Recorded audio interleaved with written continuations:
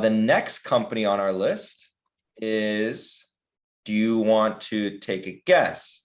This one has been featured on some channels, and it is a business that you are personally familiar with in terms of real world experience. You haven't worked for this business, but you work in that industry. What do you think it is? Well, this is sounding a lot like tax, Fabio. Mm-hmm. This is sounding a lot like tax to me. So if I had to guess, newsflash, I already know the stock, but if I had to guess anyways, it's H&R Block, HRB, ticker symbol HRB. It is H&R Block. It is a boring tax company. So however, Fabio, when I was kind of looking at this company a little bit, I noticed that the financials were actually really good. I noticed the financials were really, really good. And I would actually say right now, as soon as you put this into your model, you're going to be very surprised at what it comes back with. Now, this is live, folks. This is completely live. Whatever this is about to return here. Actually, that's it. Yeah. Oh, also, do a share buyback of 2%.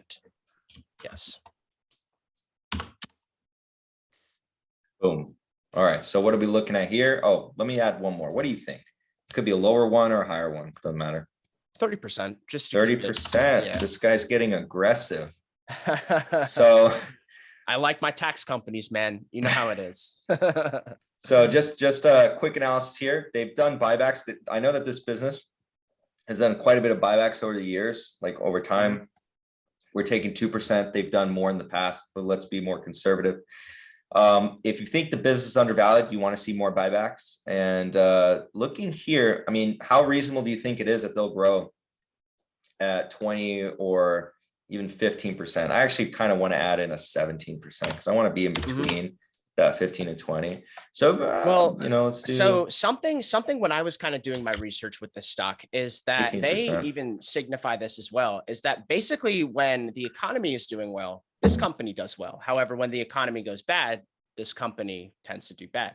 So now that kind of there is an economic risk, as I would call that, Fabio. And so I actually like this 15% required rate of return because we're pricing in that margin of safety that I would want with this.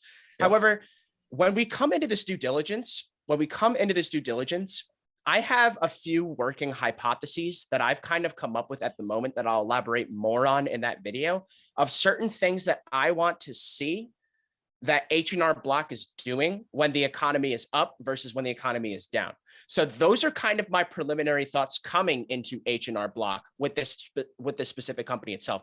And then another thing that I really want to kind of get to the bottom of, Fabio, is just sort of this pattern of cash from operations and sort of this irregularity that I've noticed because I put it into a chart and it's literally, so that's another question that I would really want to ask myself coming into this due diligence when we do our due diligence on HRB, Fabio. How about yourself? Is there anything that kind of really sticks out to you immediately about this stock, Fabio? Well, again, what the purpose of these videos are is to show kind of some thought processes. So right here, immediately I'm seeing there's a discrepancy between the free cash flow and the GAAP earnings. And that's not a good sign for me. That is something that I want to make sure, take a look at. Over time, GAAP net income and the cash flows of the business should meet at some point. And so you want to look for upside and downside surprises. In this case, it's not good, but there could be something underneath the hood there. On a PE basis, it just looks really cheap. So it might deceive you. Okay. That's kind of just preliminary thoughts. It might be deceiving you as a business.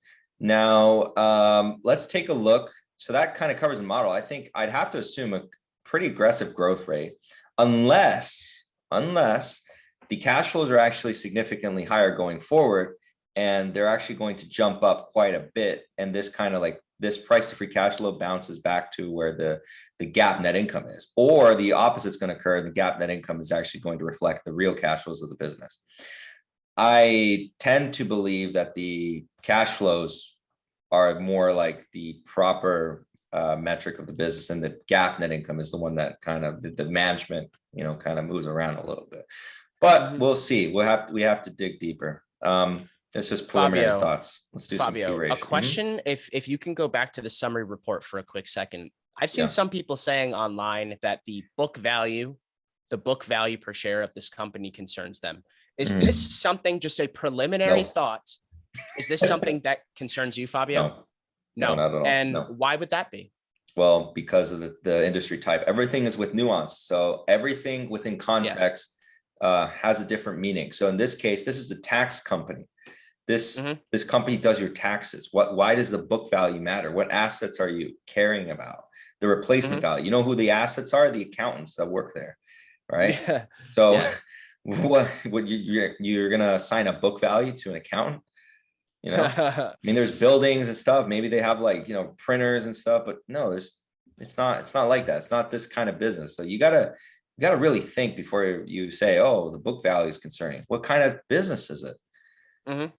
If this was Disney and the book value is so different from I'm gonna take that back. If it was something like Cedar Fair, like an amusement park, concentrated business, then I'd be more concerned. Or Six Flags, you know, replacement value. I'd care more about that. But this, I don't care.